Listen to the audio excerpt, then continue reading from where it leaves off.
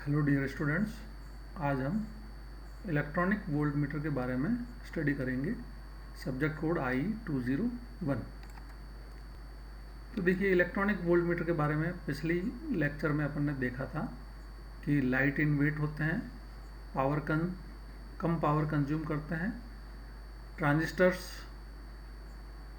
और operational amplifier use करते हैं जिससे कि इनपुट इम्पीडेंस हाई होती है और बहुत ही कम करंट ड्रॉ करते हैं जिससे कि लोडिंग इफ़ेक्ट कम होता है और रिजोल्यूशन भी अच्छा मिलता है। तो ये इलेक्ट्रॉनिक वोल्ट मीटर की खास बातें हैं या करेक्टरिस्टिक फीचर्स हैं जो कि अपन ने लास्ट लेक्चर में देखे थे। यहाँ पे देखिए, आप इलेक्ट्रॉनिक वोल्ट मीटर का एक सर्किट डायग्राम मैंने दिखाया है जिसमें देखिए ट्रांजिस्टर यूज़ किया गया है as a amplifier, FET use किया गया है as a high input impedance device, और ये एक एट्यूनेटर काम में लिया गया है जिसमें एक तरह से पोटेंशियल डिवाइडर की तरह यूज़ किया गया है। DC इनपुट वोल्टेज आप 0 से 50 वोल्टेज की रेंज में लगा सकते हैं। एक सेलेक्टर स्विच से आप वोल्टेज की रेंज को सेलेक्ट कर सकते हैं। जैसे मान लीजिए 0.5 वोल्ट की रेंज है अगर इनपुट वोल्टेज, तो अपन इसको 0.5 पे सेट कर लेंगे। उसी तरह से अगर मान लीजिए इनपुट वोल्टेज 5 वोल्ट की रेंज में है तो सेलेक्टर स्विच को 5 वोल्ट की रेंज में सेट कर लेंगे। और अगर इनपुट वोल्टेज 50 वोल्ट रेंज में है तो आप सेलेक्टर स्विच को 50 वोल्ट रेंज में सेलेक्ट कर लेंगे जिससे कि आपको 50 वोल्ट जो है रिड्यूस होके यहाँ पे इनपुट में 1 वोल्ट मिलेगा। तो किसी भी केस में जब आप सेलेक्टर स्विच को प्रॉपरली सेलेक्ट कर लेंगे तो इनपुट में यहाँ पे 1 वोल्ट मिलेगा। और ये देखिए एक सर्किट है जिसमें ट्रांजिस्टर रेजिस्टेंस को एक ब्रिज सर्किट में लगाया गया है, और ये एक तरह से व्हीट स्टोन ब्रिज है जिसमें डिटेक्टर जो है एक गैलोमीटर यूज़ किया गया है जिसकी की जो करंट मेजरिंग रेंज है 0 से लेके 50 माइक्रो एम्पियर की रेंज इसकी फुल स्केल डिफ्लेक्शन करंट है। 2 पॉट जैसे इसको बोलते हैं जीरो एडजस्टमेंट पॉट, और एक ये कैलिब्रेशन पॉट यूज़ किए गए जिससे कि अपन इसमें से एडजस्टमेंट कर सकते हैं। ये DC 4.5 वोल्ट ब्रिज की सप्लाई है।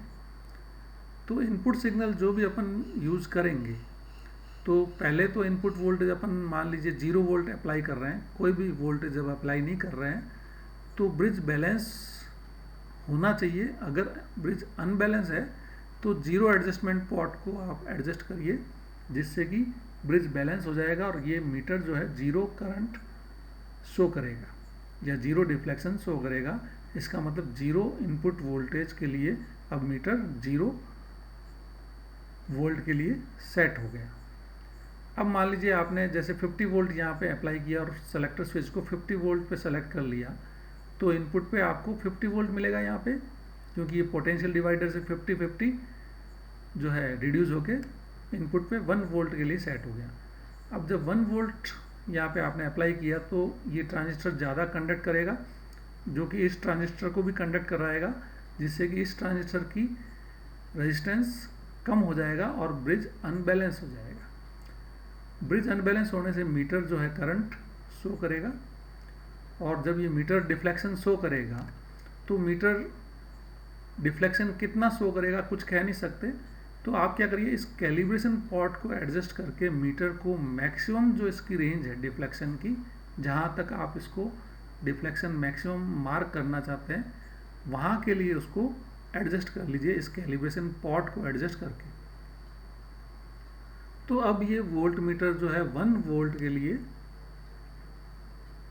या फुल स्केल डिफ्लेक्शन 1 वोल्ट के लिए ये कैलिब्रेट हो गया। आपने जीरो एडजस्टमेंट कर लिया, फुल 1 वोल्ट के लिए कैलिब्रेट कर लिया, फुल स्केल डिफ्लेक्शन के लिए कैलिब्रेट कर लिया। तो इनपुट में 0 से 1 वोल्ट के लिए ये मीटर आपका अब कैलिब्रेट हो गया है।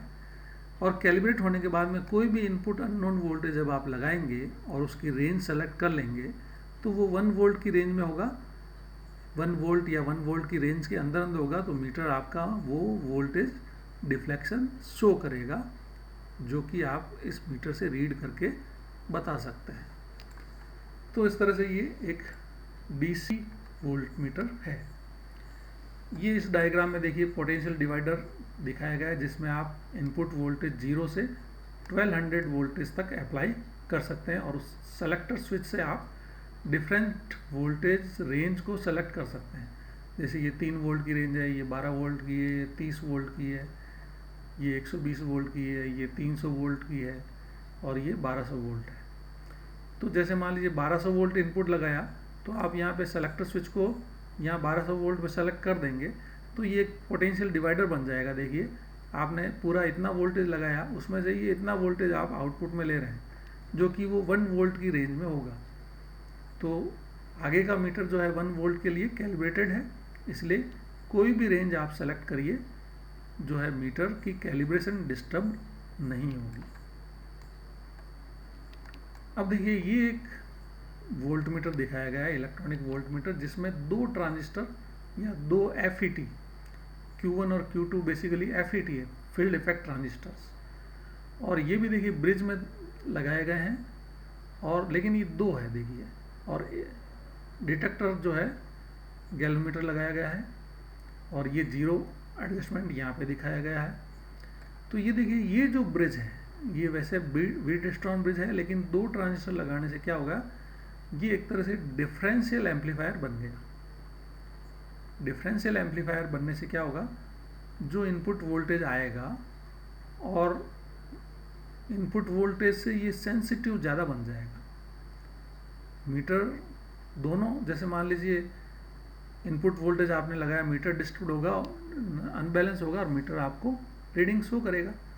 लेकिन देखिए कि जैसे मान लीजिए टेम्परेचर चेंज होता है एनवायरनमेंट का, तो अगर एक ट्रांजिस्टर होता तो वो एक ट्रांजिस्टर को इफेक्ट करता और उसके कारण से मीटर का कैलिब्रेशन जो है डिस्टर्ब हो सकता था।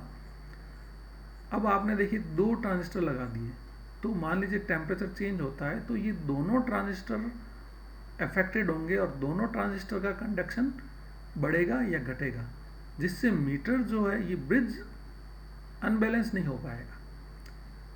टेम्परेचर के कारण या वेदर कंडीशन चेंज होने के कारण अब कैलिब्रेशन जो है डिस्टर्ब नहीं हो पाएगा, क्योंकि ये 2 ट्रांजिस्टर डिफरेंशियल मोड में लगाए गए हैं।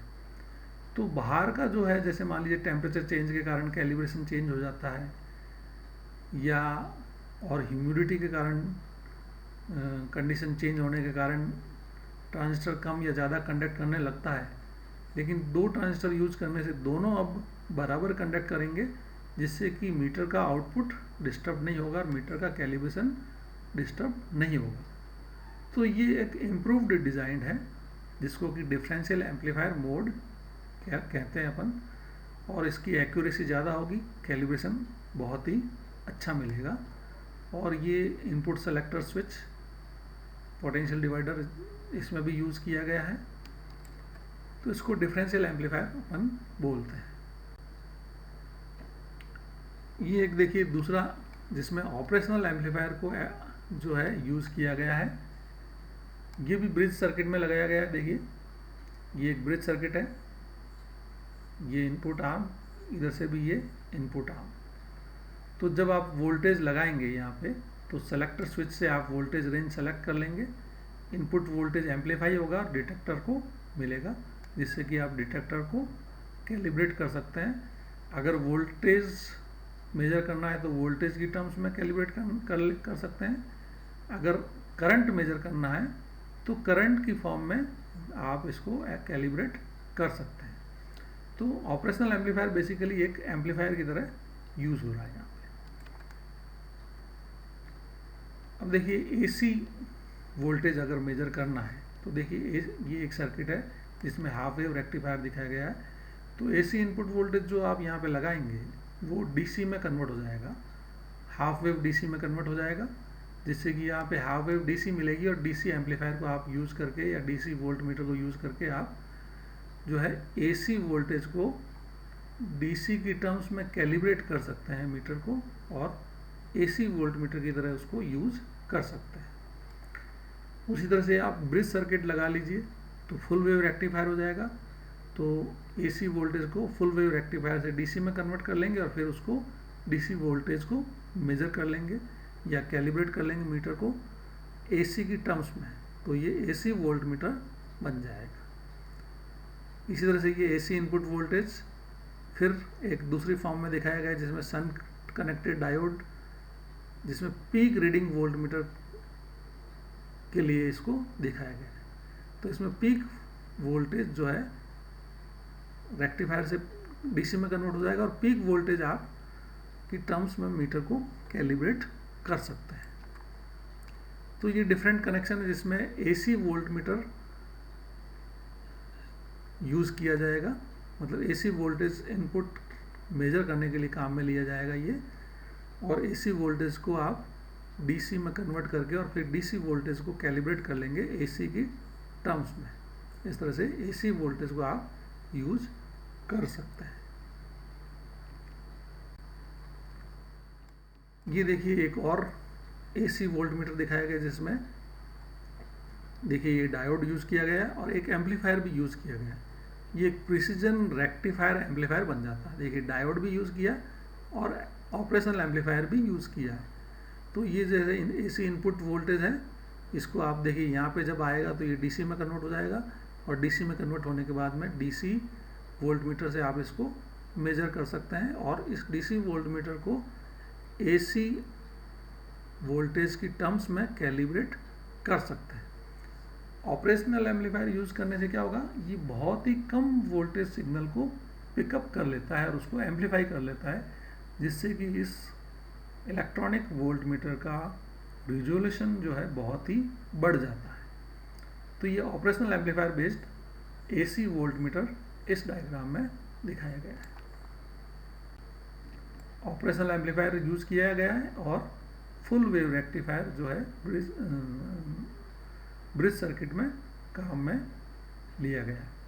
तो एसी इनपुट वोल्टेज पहले एम्पलीफाई कर लिया, फिर रेक्टिफाई कर लिया, ये रेक्टिफाइड आउटपुट, और इसको फिर आपने मीटर पे जो है यहाँ पे अनबैलेंस जो मीटर है, मीटर में आपने इसको मेजर कर लिया। तो एसी वोल्टेज को आपने यहाँ मीटर को एसी वोल्टेज की टर्म्स में कैलिब्रेट कर लिया, जिससे कि आप एसी वोल्टेज मेजर कर सकते हैं। देखिए इस नेक्स्ट स्लाइड में true RMS reading volt meter दिखाया गया है। True RMS reading volt meter का मतलब ये है कि जो इनपुट एसी वोल्टेज अपन मेजर करने जा रहे हैं, जिसकी आरएमएस वैल्यू मेजर करने जा रहे हैं, उसकी वेव फॉर्म अपन को पता नहीं है कि ट्रायंगुलर वेव फॉर्म हो सकती है, साइनोसाइडल वेव फॉर्म हो सकती है या स्क्वायर वेव फॉर्म हो सकती है। तो क्योंकि वेव फॉर्म पे आरएमएस वोल्टेज भी डिपेंड करता है, तो इनपुट वोल्टेज की वेव फॉर्म अपन को पता नहीं है और अपन आरएमएस वोल्टेज मेजर करना चाहते हैं। तो देखिए पहले इसको एसी एम्पलीफायर से इनपुट को एम्पलीफाई कर लेंगे और फिर एक रेजिस्टेंस में इनपुट अप्लाई कर देंगे इसको, जिससे कि जो इनपुट वोल्टेज आपने लगाया है उसके प्रोपोर्शनल में हीट जनरेट होगी। इनपुट वोल्टेज जो लगाया उसकी आरएमएस वोल्टेज के प्रोपोर्शनल में हीट जनरेट होगी। और ये देखिए एक नेक्स्ट उसके एक थर्मोकपल लगाया गया है जिसको मेजरिंग थर्मोकपल बोलते हैं। तो थर्मोकपल उस हीट को के टेम्परेचर को मेजर करेगा और एक डीसी वोल्टेज आउटपुट देगा। ये डीसी आउटपुट वोल्टेज अपन को यहाँ पे मिलेगा। उसी तरह से देखिए एक फीडबैक सिग्नल, फीडबैक वोल्टेज जो है यहाँ पे अप्लाई किया गया है एक रेजिस्टेंस को, फीडबैक रेजिस्टेंस को। तो फीडबैक वोल्टेज के प्रोपोर्शनल में एक हीट जनरेट होगी और उसको ये एक दूसरा बैलेंसिंग थर्मोकपल जो है मेजर करेगा और ये बैलेंसिंग थर्मोकपल जो है एक आउटपुट वोल्टेज यहाँ पे जनरेट करेगा जो कि फीडबैक वोल्टेज के प्रोपोर्शनल में है। ये आउटपुट बैलेंसिंग थर्मोकपल एक output voltage DC voltage generate करेगा जो कि फीडबैक वोल्टेज के आरएमएस वोल्टेज के प्रोपोर्शनल में ये वोल्टेज डीसी वोल्टेज जनरेट करेगा। तो देखिए यहाँ पे इनपुट आरएमएस वोल्टेज जो आपने अप्लाई किया है उसके प्रोपोर्शनल में डीसी सिग्नल जनरेट हो रहा है और यहाँ पे फीडबैक वोल्टेज के प्रोपोर्शनल में एक डीसी वोल्टेज जनरेट हो रहा है। और ये डीसी वोल्टेज देखिए दोनों ऑपोजिट पोलरिटी में यहाँ पे डीसी एम्पलीफायर में लगाए गए हैं। मान लीजिए ये V1 वोल्टेज है और ये V2 वोल्टेज है, तो यहाँ पे V1 माइनस V2 आपको मिलेगा और ये V1 minus V2 voltage DC amplifier को जाएगा और ये इस डिफरेंस वोल्टेज को एम्पलीफाई करके और आउटपुट सिग्नल देगा, जो कि अपन यहाँ मीटर में इंडिकेट हो रहा है, मीटर में इंडिकेट करवा देंगे। तो यहाँ आउटपुट जो वोल्टेज मिल रहा है, जैसा कि मैंने पहले बोला था, ये इस आउटपुट वोल्टेज के प्रोपोर्शनल में ये हीट जनरेट हो रही है यहाँ पे, और उसको डीसी बैलेंसिंग थर्मोकपल जो है डीसी में कन्वर्ट करके यहाँ भेज रहा है। तो कहने का मतलब है कि यहाँ पे जो आउटपुट वोल्टेज जनरेट हुआ है और यहाँ पे ये हीट में कन्वर्ट हो गया और ये डीसी वोल्टेज जनरेट हुआ है, तो ये इनपुट डीसी जो आपने इनपुट एसी वोल्टेज लगाया था उसके प्रोपोर्शन में जो डीसी वोल्टेज जनरेट हुआ है उसको बैलेंस कर रहा है, और यहाँ पे V1 माइनस V2 जो जनरेट हुआ है वो मिनिमम हो जाएगा, और उस केस में आउटपुट वोल्टेज जो है यहाँ पे ये इनपुट वोल्टेज के प्रोपोर्शनल में होगा, क्योंकि दोनों की हीट बैलेंस हो गई है। दोनों की हीट बैलेंस होने से यहाँ पे जो आउटपुट वोल्टेज जो जनरेट होगा ये इनपुट वोल्टेज जो है उसके आरएमएस वोल्टेज के प्रोपोर्शनल में होगा, और वही वोल्टेज यहाँ पे इंडिकेट होगा। तो इस मीटर को जब अपन कैलिब्रेट करेंगे तो ये कैलिब्रेट करने के बाद में आप जब भी रीडिंग लेंगे तो यहाँ पे जो रीडिंग शो होगी वो इनपुट वोल्टेज के आरएमएस वोल्टेज के प्रोपोर्शनल में ये रीडिंग शो होगी, और उसी के टर्म्स में अपन आरएमएस वोल्टेज के टर्म्स में मीटर को कैलिब्रेट पहले से ही कर लेते हैं। तो जब भी रीडिंग लेंगे तो ये आरएमएस वोल्टेज दिखाएगा। अब इस मीटर में इसको, क्योंकि अपन ने इनपुट वोल्टेज जो एसी लगाया उसको अपन ने हीट में कन्वर्ट किया और हीट से फिर डीसी वोल्टेज में कन्वर्ट कर लिया था, इसलिए वेवफॉर्म से अब यहाँ पे अपन को कोई मतलब नहीं है, वेवफॉर्म का कोई इफेक्ट नहीं आएगा, और जो आउटपुट वोल्टेज होगा वो इनपुट वोल्टेज के आरएमएस वोल्टेज के प्रोपोर्शनल में यहाँ पे शो करेगा। तो इस तरह से ये ट्रू आरएमएस रीडिंग दिखाएगा आपको। ये इलेक्ट्रॉनिक वोल्ट मीटर है। तो इस लेक्चर को अपन यहीं पे कंक्लूड करते हैं। Thank you.